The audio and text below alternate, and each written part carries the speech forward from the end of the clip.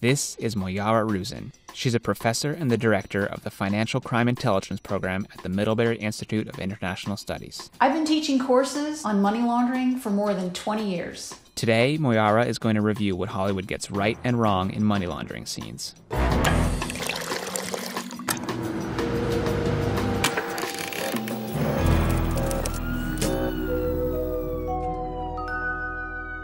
Money laundering is a necessary step for most criminals, especially if they have a lot of criminal revenue. They need to clean it if they don't want law enforcement to seize it and if they don't want the IRS to come after them for tax evasion. That's what money laundering is. It's the process of making dirty money clean. First up, Wolf of Wall Street. In this scene, Jordan Belfort hires family members and other associates to smuggle cash into Switzerland. The next day, Aunt Emma flew to Geneva. $2 million in cash in her carry-on, which in the big picture was a drop in the Swiss bucket. Because the following month, over the course of 6 round trips, Chantal's family and friends smuggled in over $20 million in cash without even a hiccup. And by the way, this happened back in the 1990s, prior to 9/11. I don't know if any of you remember what airport security was like before 9/11, but it wasn't at all anything like what we have today. Maybe they would have been able to move that cash past TSA without any questions asked. But technically, by law, they still would have been required to fill out documentation for any amount of cash over $10,000. It's not against the law to move the cash. You just have to report it. And I have some more. Really? Here. Oh, thank you. And here. Welcome. Welcome. And yeah, like 4 bags of it.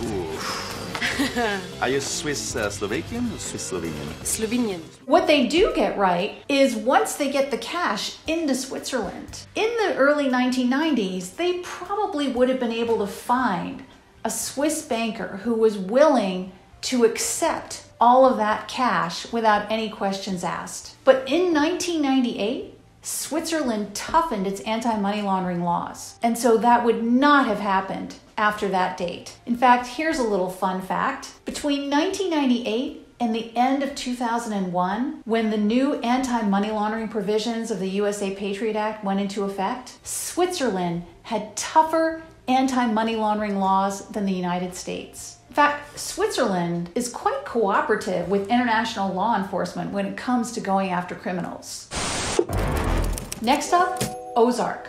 In this clip, Marty gives us a lesson on the art of money laundering. Okay. Money laundering 101. Say you come across a suitcase with $5 million in it. What would you buy? A yacht? A mansion?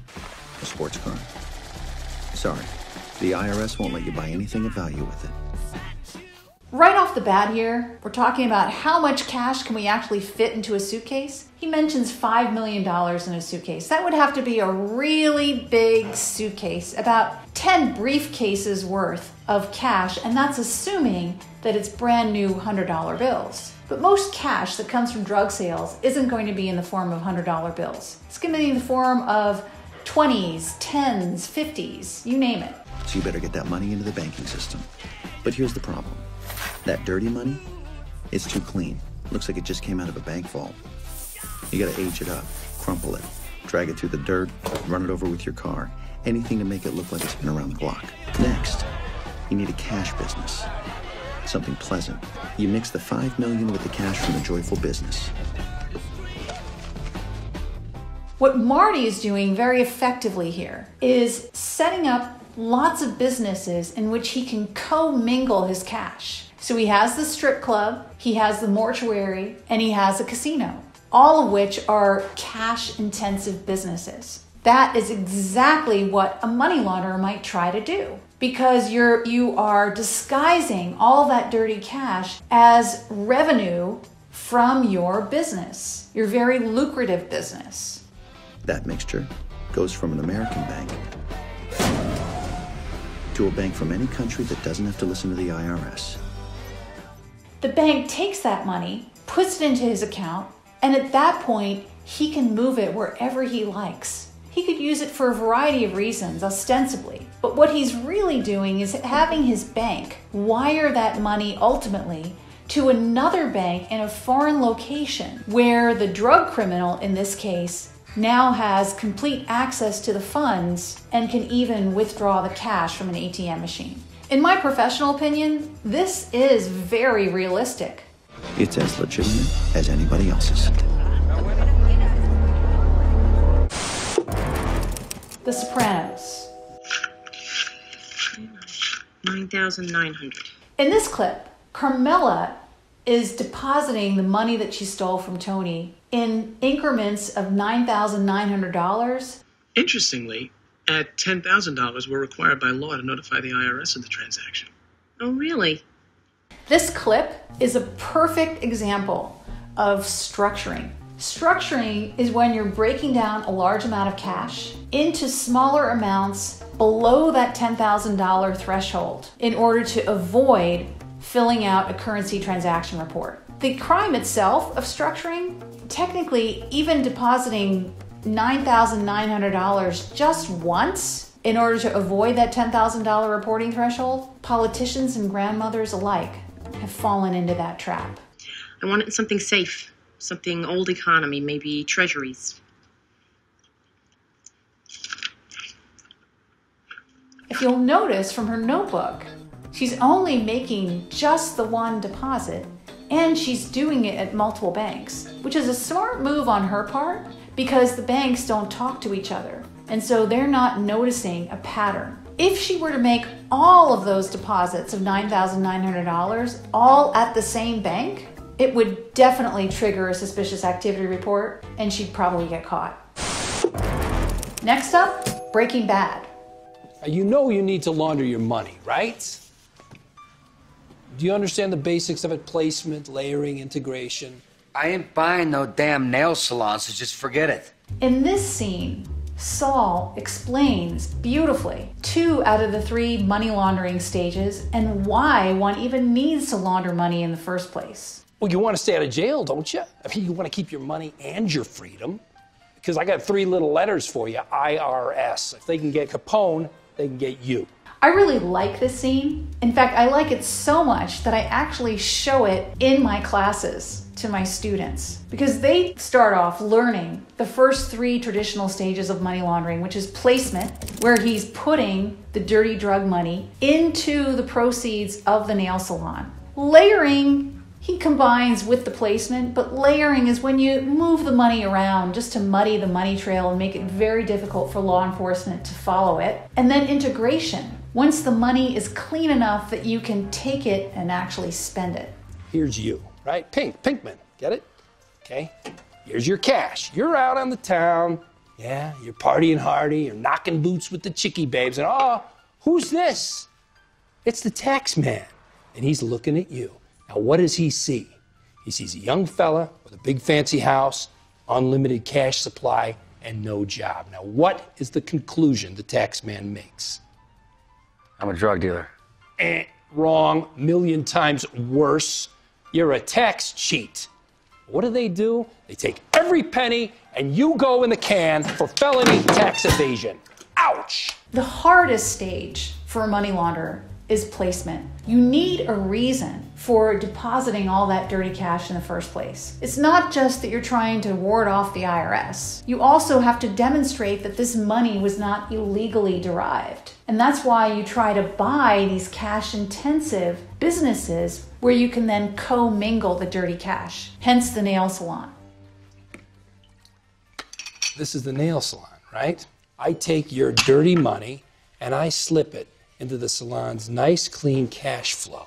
I also like how he shakes the Q-tips around. What you're really doing is you're putting some dirty Q-tips, putting them in there and shuffling them around so that when you finally take them all out, it looks clean. But what you would really be doing, if you are a sophisticated money launderer, is you would probably be taking that cash and then moving it between accounts, using it for other purposes, and then finally, after you've moved it around and made it very difficult for law enforcement to follow the money trail, only then would you withdraw the cash and then spend it. As I said, I really like this clip because he's talking about processes just the way that we would talk about it in a law enforcement setting. Very realistic. Next up, Narcos. Esto es demasiado para lavar. Bueno, compremos una lavadora más grande, pues. And that's what they tried first. On paper, Pablo had the most profitable taxi company ever. He only had 3 cars, but he was pulling in more than $5 million a week. And Gotcha had the most successful emerald mine of all time. He would inject bad stones with oil to make them shiny, and have his friends in Miami buy the emeralds with drug money and give them as gifts to hookers in town. Everybody was happy.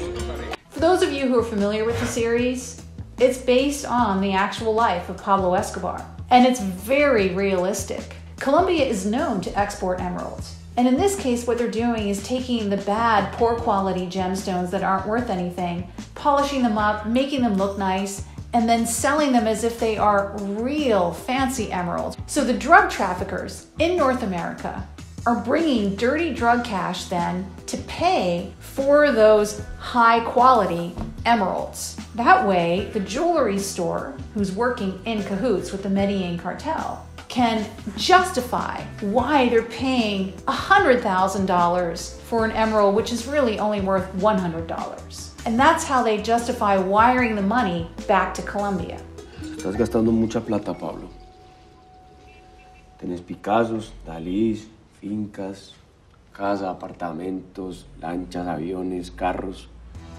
First off, let's talk about how he got away with spending that kind of money in the first place without triggering any tripwires. Well, he's not the one purchasing the Picassos or, in fact, the exotic zoo that he had on his estate. He's not doing that himself. He has professional money launderers working on his behalf who have laundered a lot of his money and put it into offshore shell companies. And it's those offshore shell companies that are making those purchases, whether it's property, whether it's the Picassos, whether it's the yacht or the plane. Yo siempre te he dicho a vos que tenemos que volar bajo. Si vos seguís comprando así, vas a aparecer en la revista Forbes. He's bringing in so much cash, he doesn't know what to do with it. There's so many boats, planes, luxury cars that one person can buy. So he's thinking, I'm going to save this for a rainy day. Entiérrela. ¿Cómo así? Entierra la plata. Just like we see in the clip, in real life, they actually packaged massive amounts of cash into plastic containers, buried it underground. What you don't know, however, is that years later, when they went to retrieve that buried cash, so much of it had rotted away. This is not an uncommon problem to have. A drug trafficker of his caliber, many of them have faced this very same problem of having so much cash, they don't know what to do with it. In fact, there was a money launderer in Mexico whose home was raided by the police, where they found a very large room full of stacks of cash in multiple currencies, hundreds of millions of dollars stacked up in one room. It was just too much for one money launderer to handle. Next up, The Wire. We can come at this a few ways. First thing is we need the names of all front companies, limited partnerships, LLCs, and all that mess. Limited liability corporations. Start with the nightclub, which Barksdale owns. Look up Orlando's. By address, you match it. You see it's owned by who? It's on Baltimore Street, right?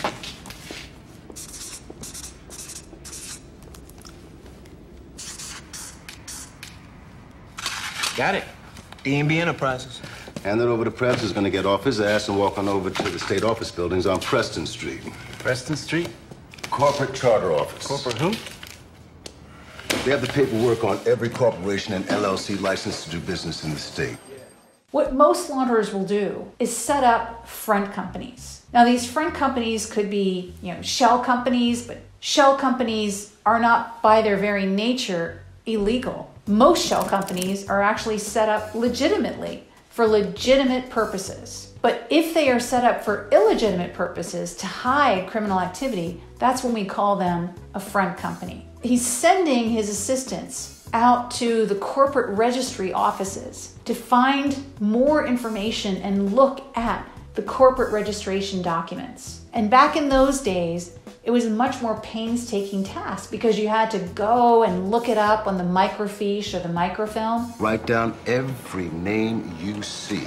Corporate officers, shareholders, but more importantly, the resident agent on the filing, who is usually a lawyer. You also want to know who is the lawyer or company incorporation agent who is setting up that company in the first place, because chances are they know who they're working for. They'll usually use the same lawyer to do the charter filing. Find that agent's name, run it through the computer, find out what other corporations he's done the filing for.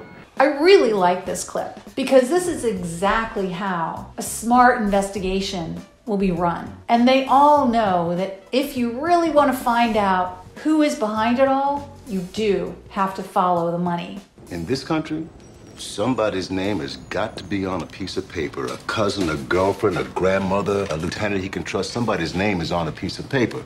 And if that information isn't on the incorporation documents, they can at least find out who the lawyer or company incorporation agent is who set up the front company in the first place. You follow drugs, you get drug addicts and drug dealers. But you start to follow the money, and you don't know where the it's gonna take you. Shawshank Redemption.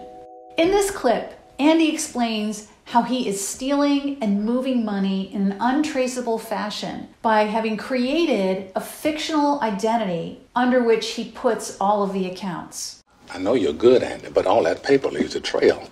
Now, anybody gets curious, FBI, IRS, whatever, it's going to lead to somebody. Sure it is, but not to me. And certainly not to the warden.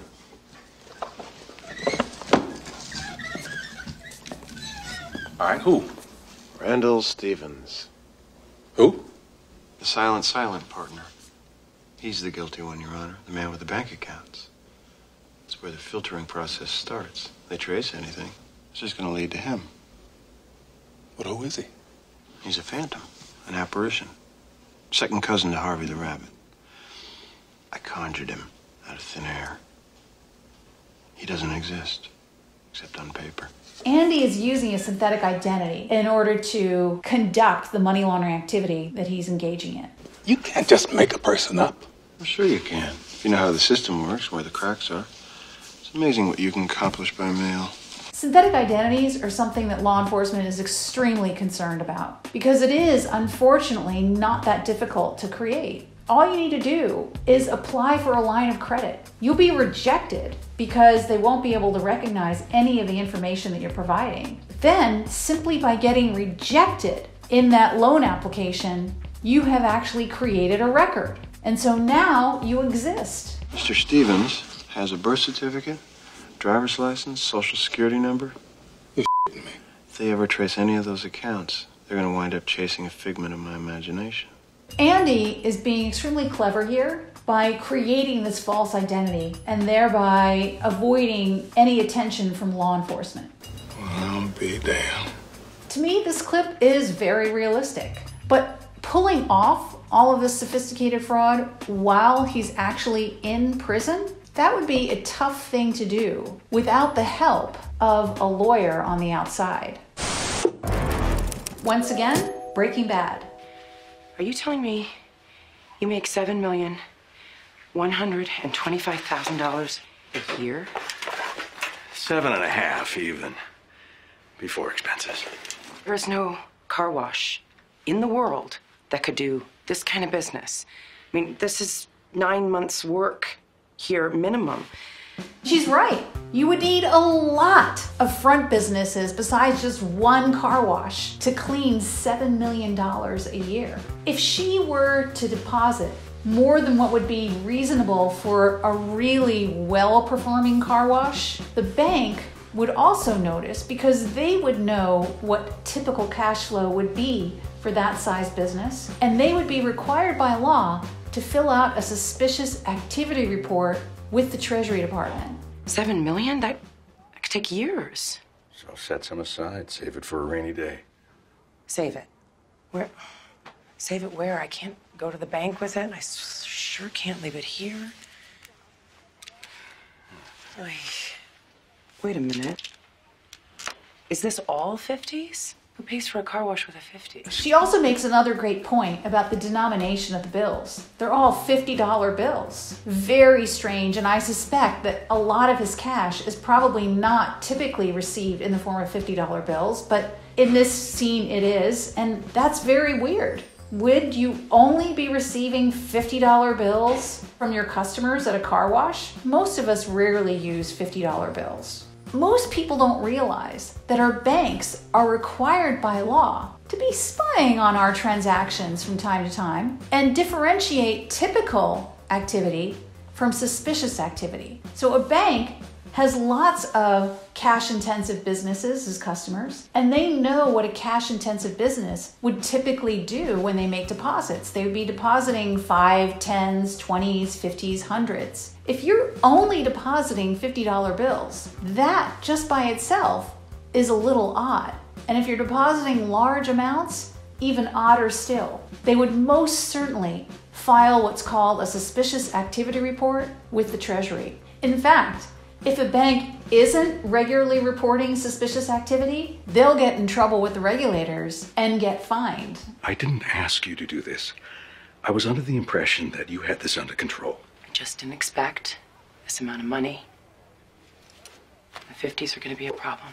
So she's actually right in that they would need multiple car washes or multiple cash-intensive businesses in order to commingle that money without being detected. A better example would be the chicken chain Pollos Hermanos, for any of you who are Breaking Bad fans. That would be perhaps an easier way to commingle and launder larger amounts of cash. I'm guessing that a lot of you have in your neighborhood at least one or more businesses that do very little business, and yet those businesses manage to survive year after year after year. You have to wonder, are they a front for some kind of money laundering operation?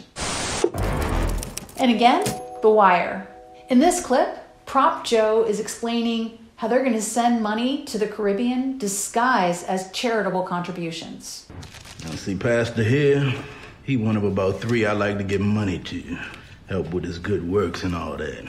Good works? Oh, he down with all kind of missionary work going on down in the islands. You know, building a church for some folk, a schoolhouse for some other folks, all kind of good shit like that. And what else y'all building? The hospital. Hospital, yeah.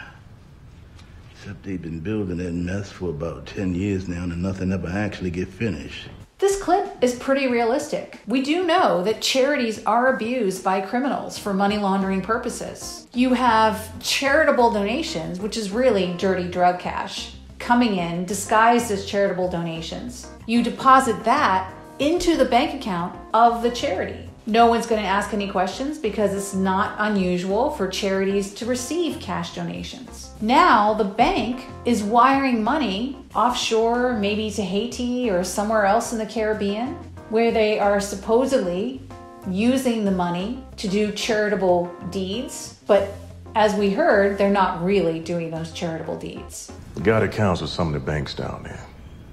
Donations come in as cash. Cashier's checks come out. Tiny-ass Caribbean island, don't truck with no subpoenas, no court orders, none of that. You pay 10 on the dollar. Anything beyond that depends on your generosity to save those who want to be saved. It's harder to launder your money through a Caribbean bank today because most countries in the Caribbean have really strengthened their anti-money laundering laws, certainly in the last 10 to 15 years. But charities are still being abused by money launderers. Eventually, somebody might audit the charity and ask to see whether or not those charitable activities were actually carried out. Unfortunately, this clip is realistic. Next up, Jack Ryan. In this clip, Jack Ryan notices some suspicious activity in the accounts of a Russian client and asks his boss to send him over there. You want to go to Moscow? I think we have to. They're unnamed, uncategorized, scattered all over the world. They're hidden accounts, Rob. These are just the ones I managed to find. How did you find them? You pay me to look. Not to look that hard. Joke. You think they're ripping us off? I don't know what to think. Jesus H. Christ. You're the compliance officer. It's your call. First thing I notice is that the boss is referring to him as the compliance officer. Would he actually make a trip all the way to Moscow to inquire about those accounts? Unlikely. He'd probably pick up the phone to make inquiries first. But I do like this clip. It's near and dear to my heart because I'm in the business of training compliance officers.